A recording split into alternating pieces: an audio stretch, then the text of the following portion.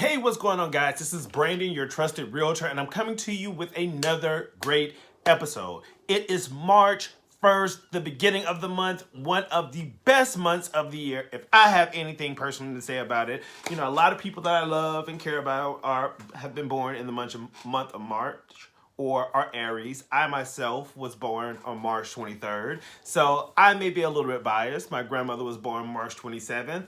I'm running in an election right now for Ward 7 Dem, so if you're living in Ward 7, March 27th is the election date, which also happens to be my grandmother's birthday, so maybe I'm a little biased, but I'm excited about March. It is also, if you really think about it conceptually, kind of the natural seasonal progression of the beginning of spring, or the beginning or the start of, as well as the end of. It's the March 1st is the beginning of the end of the third or the first quarter, and it's kind of, from a nature standpoint, it's spring or what have you. We get, what are we, spring forward, spring forward, fall back, one of those, some way, however the idiom goes. It's the seasons changing, and for me, I've always found the month of March to be really indicative of change and growth.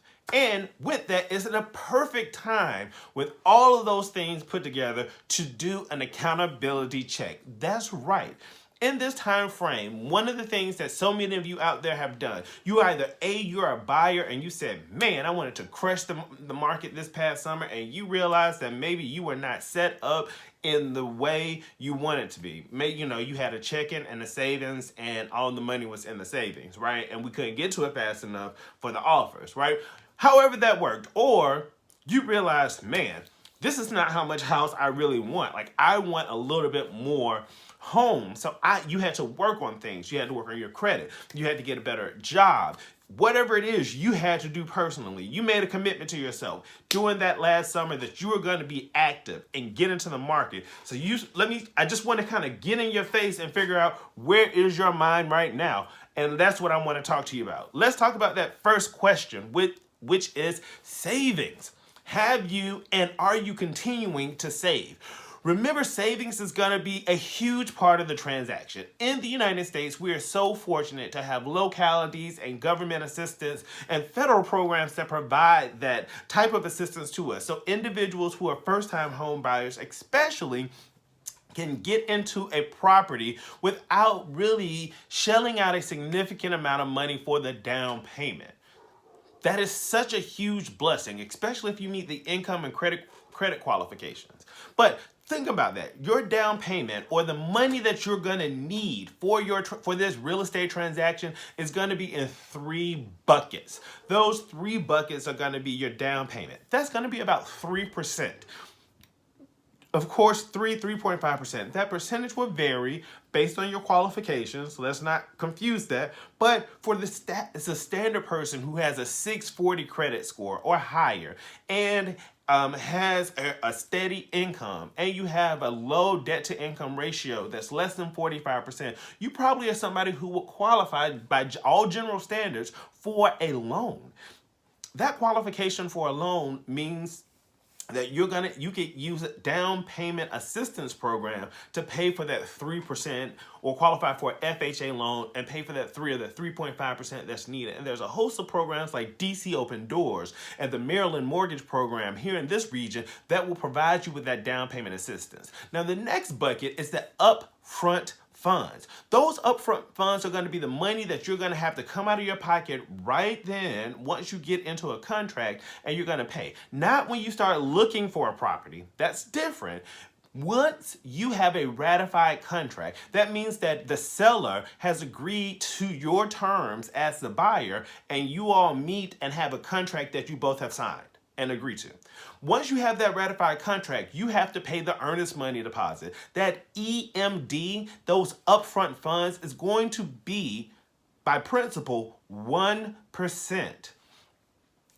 All things said and done, you'll have a home inspection as well. So you're looking at upfront anywhere between 1 and 1.5%, 2% as it relates to those upfront funds that are going to be needed in order to get you into a property. Now that could go as high as 3%, but it really will vary depending on the climate that you're in. Such as if you're in an environment where you're going to put more money down on the earnest money deposit, then that percentage obviously will go up. The third bucket that you have as far as monies that you have to pay are closing costs.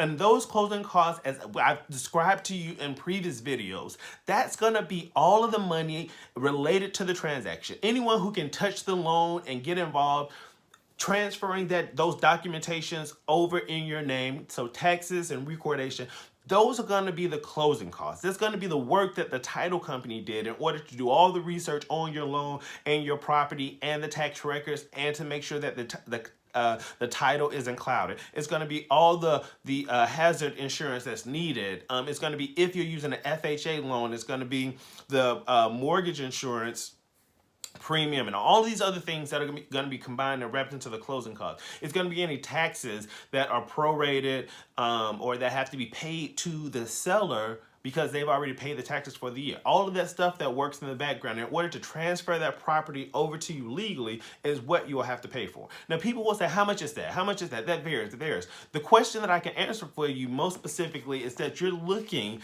at about 2 to 5%. The title company is the one that generally does the tax work.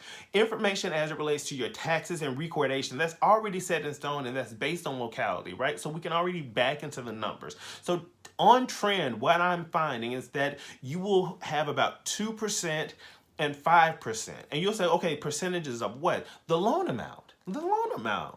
Or the sales price, excuse me. So if the sales price is $400,000, then you'll need upfront for the down payment, you'll need 3%. That's $12,000, right? Then that's covered by a down payment closing cost assistance program. Then you need 2% or 1% for the earnest money deposit. That's $4,000 on a $400,000 loan, right? Or mortgage offer, right? Get where I'm going?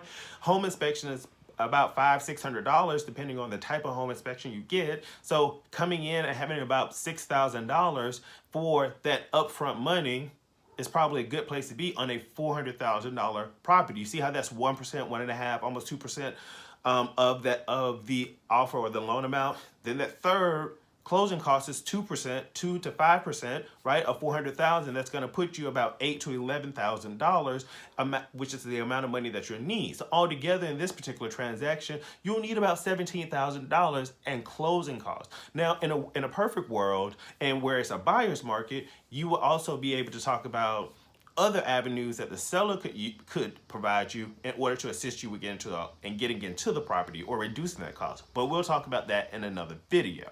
Now, the next thing and the last thing that I want to talk to you about is getting qualified. Remember, so many individuals get stuck in the process and they get locked into their psyche about their qualification for a loan. But remember, you don't have the money to give yourself, but you work hard. You've been saving at least reasonably or moderately. You know that you pay your rent every month, and you're always on time with that. Why don't you think you are deserving of a home? Well, you're not the one. You shouldn't allow yourself to be the one to make that decision. Allow your lender, and talking to a lender and by the way, you can email me and I can refer you to multiple lenders to talk to that are going to be great resources in order to assist you with understanding your buying power. So what is a lender going to be looking at? Number one, because I want to wrap this up real quick in 90 seconds or less. Your lender is going to be looking at your debt to income ratio. Your debt to income ratio is going to be your total expenses divided by your total income.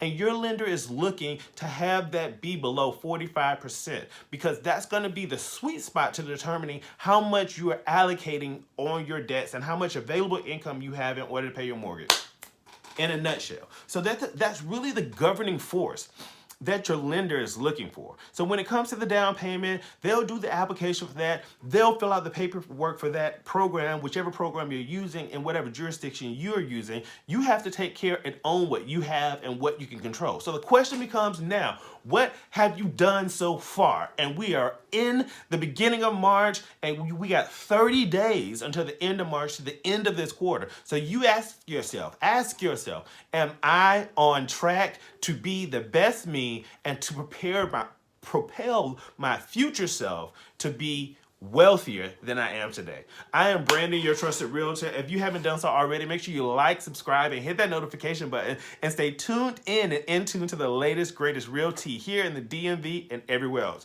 Remember, my contact information is down below, as well as scheduling information. Go ahead and just hit the link, whatever time works for you, that you want to talk in 30-minute intervals.